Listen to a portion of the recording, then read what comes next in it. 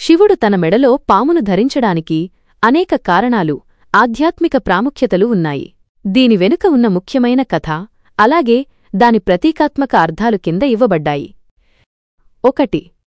వాసుకి నాగరాజు కథ. పురాణాల ప్రకారం శివుడి మెడలో ఉండే పాము వాసుకి నాగరాజు. సముద్రమథనం.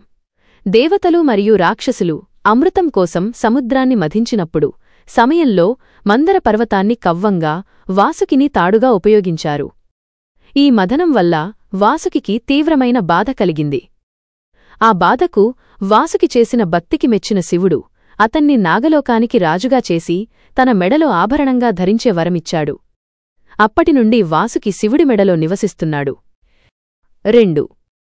ఆధ్యాత్మిక ప్రాముఖ్యత. శివుడు పామును ధరించడం వెనుక అనేక లోతైన ఆధ్యాత్మిక అర్థాలు ఉన్నాయి.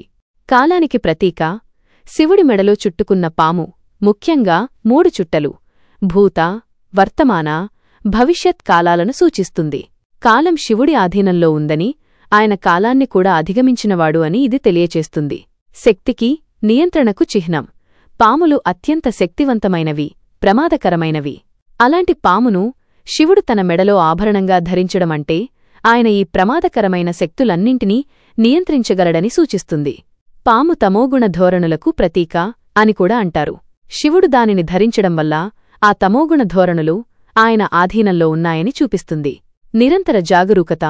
పాములు ఎప్పుడూ అప్రమత్తంగా, జాగరూకతతో ఉంటాయి.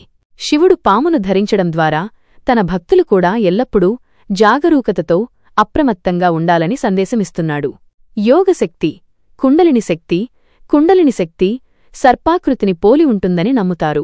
శివుడు పామును ధరించడమనేది కుండలిని శక్తిని జాగృతం చేయడంలో ఆయనకు ఉన్న సామర్థ్యాన్ని, యోగ సాధనలో ఆయన పరిపూర్ణతను సూచిస్తుంది. గర్వంపై విజయం. పాము గర్వానికి కూడా సూచికగా భావిస్తారు.